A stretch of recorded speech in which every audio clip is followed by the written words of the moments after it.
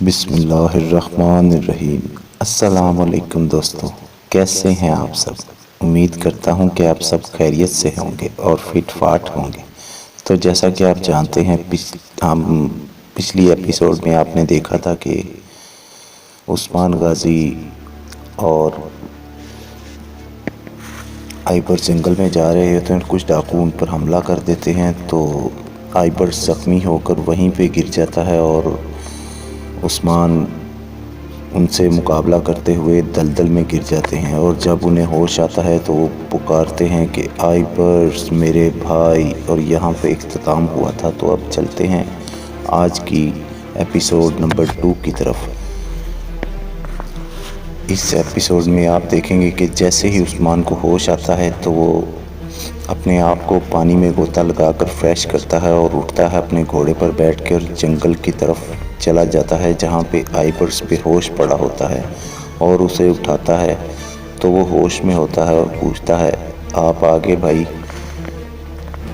عثمان کہتا ہے کہ تم گھبراؤ مت بھائی، تمہیں کچھ نہیں ہوگا، میں تمہیں قبیلے لے کر چلتا ہوں اور ہم تمہارا علاج کریں گے، تم بالکل ٹھیک ہو جاؤ گے۔ اس کے بعد آپ دیکھیں گے کہ کئی قبیلے میں بمسی دمبوں کے ساتھ کھیل رہے ہوتے ہیں اور انہیں پیار کر رہے ہوتے ہیں، اور انہیں کہتے ہیں میں تمہیں قربان نہیں کرنا چاہتا، لیکن آج آئیبرز کی شادی ہے اس لیے میں تمہیں قربان کرنا چاہتا ہوں، تو مجھے معاف کرنا۔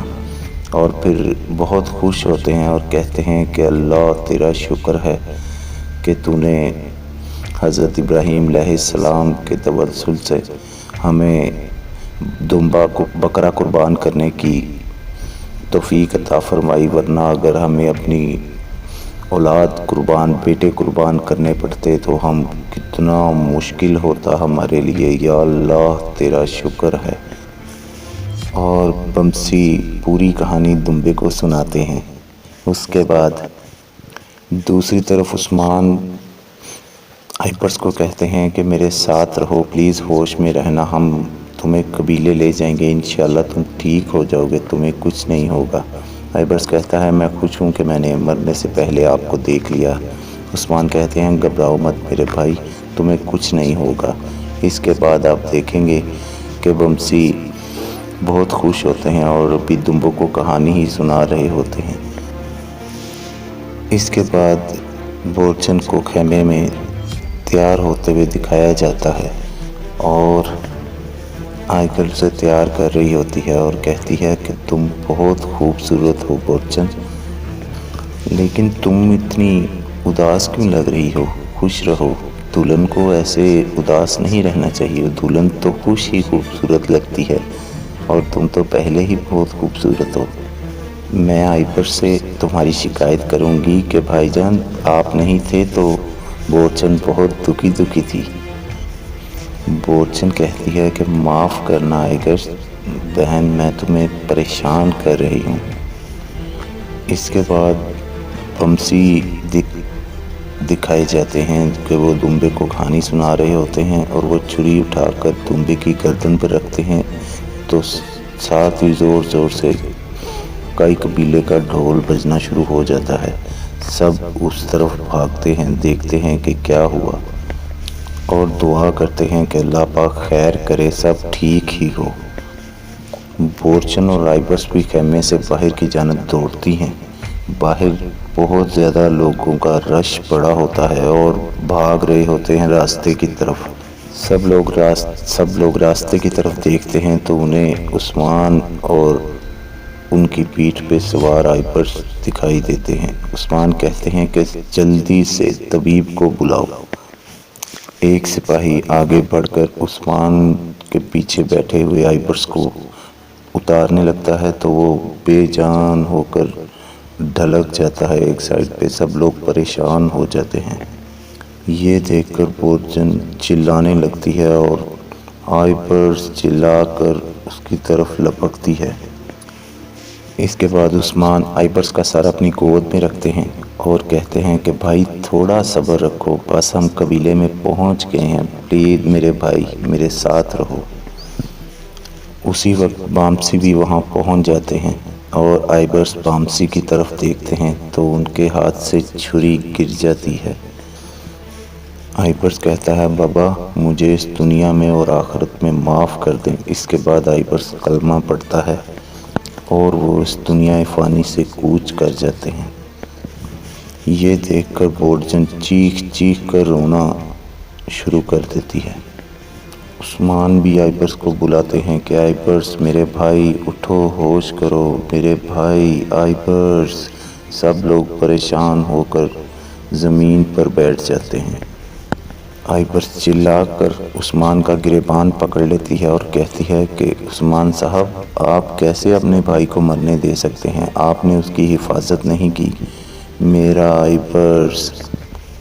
اس کے بعد بمسی بھی آئبرس کے پاس گھٹنوں کے بل بیٹھ جاتے ہیں اور عثمان سے پوچھتے ہیں کہ میرے بھائی بتاؤ یہ سب کیسے ہوا؟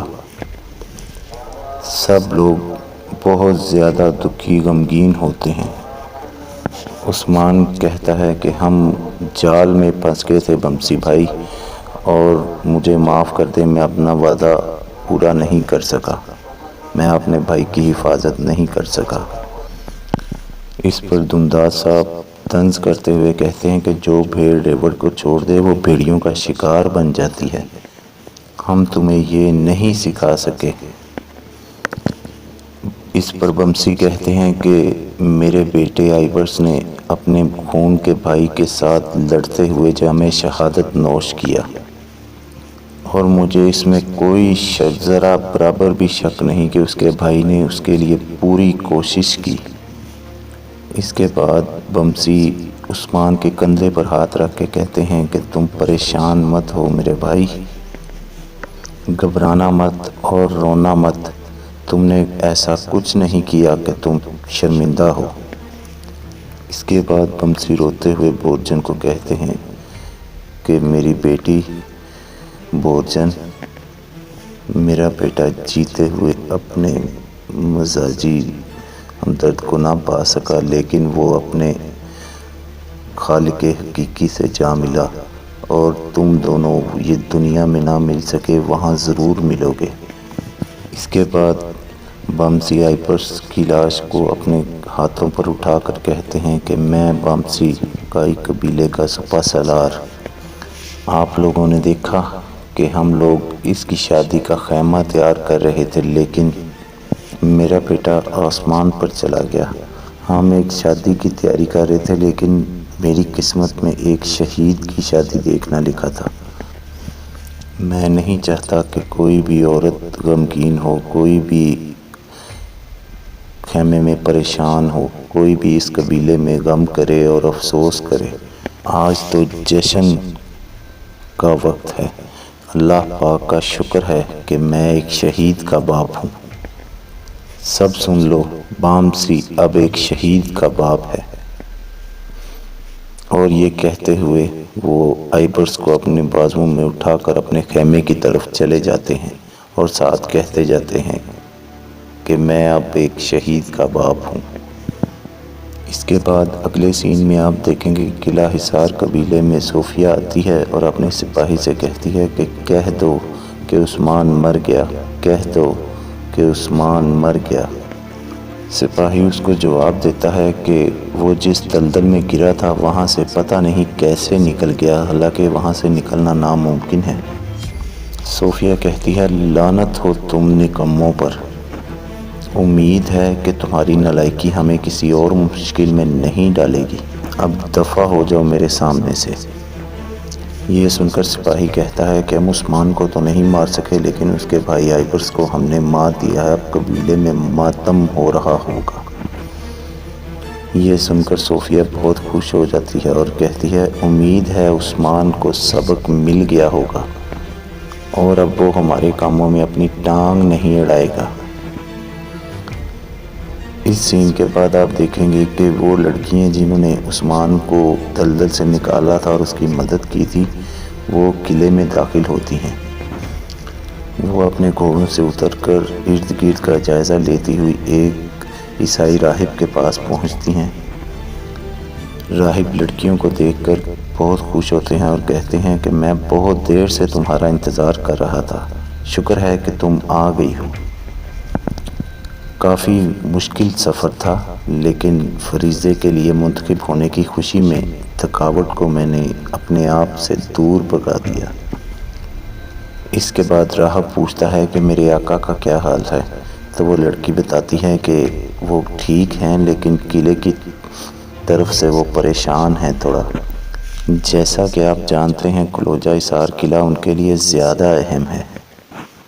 لڑکی کہتی ہے کہ ہم نے سنا ہے کہ یہاں کچھ گڑبڑ ہے، تو وہ راہب کہتا ہے کہ ہاں تم نے ٹھیک سنا ہے، یہاں پر جب کئی قبیلے والے آئے تھے تو حملہ ہوا تھا۔ اس پر دوشیزہ کہتی ہے کہ گورنر کو بھی کئی قبیلے والوں سے دوستی کی سزا ملی ہے، اور ہمیں تو اپنا کام کرنا ہے، اور آقا کے حکم کے مطابق ہمیں یہاں چھپا ہوا خزانہ ڈھونڈنا ہے، اور اگر ہم خزانہ ڈھونڈنے میں ناکام رہے تو سب کچھ برباد ہو جائے گا۔ راہب پوچھتا ہے انہوں نے کچھ نشانی بھیجنی تھی، وہ بھیج دی ہے؟ تو وہ لڑکی ایک کاغذ نکال کر راہب کے حوالے کرتی ہے۔ اسے دیکھ کر راہب کہتے ہیں کہ یہ شاید سیکرٹ کوڈ میں لکھا گیا ہے۔ اس پر وہ خاتون کہتی ہیں کہ آپ پریشان مت ہو، میں اسے حل کر سکتی ہوں۔ اس کے بعد آپ قلعے میں دیکھیں گے کہ گورنر یوروپولس اور صوفیہ ایک کمرے میں موجود ہوتے ہیں، اور صوفیہ کہتی ہے کہ میں نے خداوند سے دعا کی ہے، اس خداوند کی مدد سے اور کالانوس کی مدد سے ہم بہت جلد ذمہ داروں کو پکڑ لیں گے، آپ پریشان مت ہوں۔ لیکن کیا آپ کو یقین ہے کہ غدار جو تھے وہ قلعے کے اندر ہی سے تھے؟ یہ سن کر گورنر کہتا ہے کہ ہاں مجھے یقین ہے کہ غداری قلعے کے اندر سے ہی ہوئی ہے۔ اس پر صوفیہ کہتی ہے اگر ایسا ہے یہ تو بہت خطرناک بات ہے۔ گورنر کالانوس سے کہتے ہیں کہ تم جلدی سے سراغ لگاؤ، اور سراغ لگائے بغیر واپس مت آنا، ورنہ وہ جلدی دوبارہ کوشش کریں گے۔ کالانوس یہ سن کر وہاں سے چلا جاتا ہے۔ اس کے بعد صوفیہ ایک جام بنا کر گورنر کو پیش کرتی ہے اور کہتی ہے کہ میں ستاروں اور سیاروں کے چھڑے ہوئے نشانات کو پڑھتی ہوں، وہاں سے مجھے معلوم ہوا ہے کہ جب تک آپ زندہ ہیں آپ کا نظام کوئی بھی تباہ نہیں کر سکتا۔ اس کے بعد آپ دیکھیں گے کہ کئی قبیلے میں دندار صاحب بہت پریشان اپنے خیمے میں ٹہل رہے ہوتے ہیں۔ اسی وقت عثمان خیمے میں داخل ہوتا ہے اور وہ کہتے ہیں کہ تم غلطی کر رہے ہو عثمان، جان لو تم بہت بڑی غلطی کر رہے ہو، تم کسی کو بتائے بغیر قلعے میں چلے گئے اور پھر تم نے دیکھا کہ کیا ہوا، آئبس مر گیا اور وہ صرف تمہاری وجہ سے مرا ہے۔ کیا تمہیں میری باتیں سمجھ میں نہیں آتی؟ تم نے گورنر کے سامنے بھی میری بات کو جھٹلایا، کیا تمہیں سمجھ نہیں آتی؟ اب میں اس پر کیسے خاموش رہ سکتا ہوں عثمان؟ یہ سن کر آئگرس کہتی ہے کہ بابا عثمان پر بہت زیادہ سختی کر رہے ہیں امی جان، کیا عثمان چاہتا تھا کہ ایسا ہو؟ دندار صاحب کہتے ہیں کہ اگر تمہارے بابا ارطغرل غازی یہاں ہوتے تو کیا کرتے اور تمہیں کیا کہتے؟ عثمان کہتا ہے اب یہ مسئلہ میرا مسئلہ ہے چچا جان، میں اپنے بھائی آئبرس کا انتقام ضرور لوں گا، اور جہاں تک میرے بابا ارطغرل غازی کی بات ہے تو وہ اگر یہاں ہوتے تو وہ ہمارے ساتھ قاتلوں کے پیچھے جاتے اور ہر جگہ کو ان کے لیے جہنم بنا دیتے۔ دندار صاحب کہتے ہیں اب تم سپاہیوں کو اپنے انتقام کے لیے گھسیٹو گے، تم کب باز آؤ گے عثمان؟ اس پر گندوس بھی بول پڑتا ہے کہ اب تم آئبرس کے بعد کتنے گھروں کو برباد کرو گے عثمان؟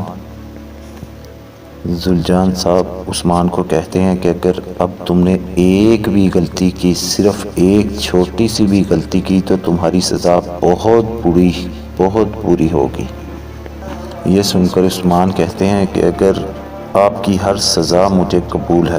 اگر آپ کی ہر دھمکی کے آگے مجھے سر جھکانا ہوگا تو میں ہمیشہ سر جھکا ہی رہوں گا، کبھی سر کو اٹھاؤں گا ہی نہیں۔ گندوز عثمان کو روکتے ہیں، لیکن عثمان وہاں سے غصے میں خیمے سے باہر نکل جاتے ہیں۔ اس پر ذوالجان صاحب غصے سے گلدوز سے کہتے ہیں کہ اسے کہیں علیحدہ لے جا کر تمیز سکھاؤ، یہ تمیز بھول چکا ہے۔ اس کے بعد آئیگرس اپنی ماں سے کہتی ہے کہ امی جان بابا کو سمجھائیں، اسے عثمان پر اتنی سختی نہیں کرنی چاہیے، کیونکہ میں عثمان کو جانتی ہوں، جب تک وہ اپنے بھائی کا انتقام نہیں لے لیتا وہ چین سے نہیں بیٹھے گا۔ اس کی ماں کہتی ہے کہ تم نے اپنے کانوں سے سنا ہے نا، وہ نہ اپنے بھائی کی سنتا ہے اور نہ ہی اپنے چچا کی۔ اب تو اللہ ہی ہماری حفاظت کرے۔ اور یہاں اس ایپیسوڈ کا اختتام ہوتا ہے، تو ملتے ہیں نیکسٹ ایپیسوڈ میں۔ تو ہاں، اگر آپ نے ابھی تک میرے چینل کو سبسکرائب نہیں کیا تو پلیز سبسکرائب کر دیں اور ساتھ بیل نوٹیفیکیشن کو بھی آن کر دیں، تاکہ میری تمام نئی آنے والی ویڈیو کا نوٹیفیکیشن سب سے پہلے آپ کو مل سکے۔ اور گھبرائیے نہیں، یہ بالکل فری ہے، فری۔ اللہ حافظ۔